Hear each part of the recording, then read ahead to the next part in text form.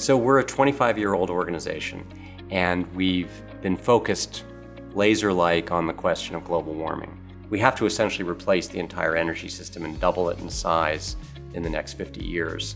We need to really be open-minded to options, and we need more options, not fewer. So our vision would be to have a very rich menu of zero carbon energy: wind, solar, carbon capture, advanced geothermal, hydrogen, nuclear fission, nuclear fusion, and have policymakers and the public able to really choose from a number of really good options. We call this optionality. The more options we create, the lower the risk of failure. There's no chance we can write off any options at this point in time. Our theory of change at Clean Air Task Force is really that, of course, we need comprehensive climate policy like carbon pricing or clean energy standards, but without technology-specific policy, we won't have the technologies available to actually have the impact of these comprehensive climate policies.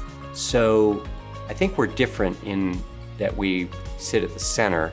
I prefer to sometimes call it the radical center, because sometimes it's radical to say, I don't have an ideology, I just want to solve the problem. So maybe you could call us radical pragmatists.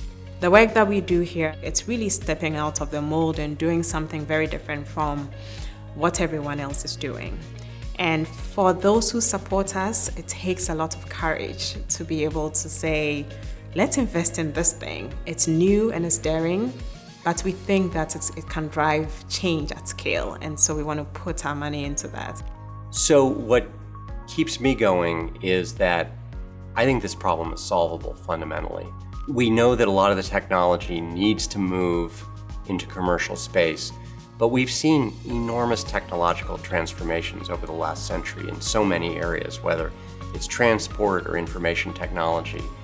It's just a matter of getting focused. And what excites me is the idea that by thinking really hard about policy and technology levers, we can actually change the world over a period of decades.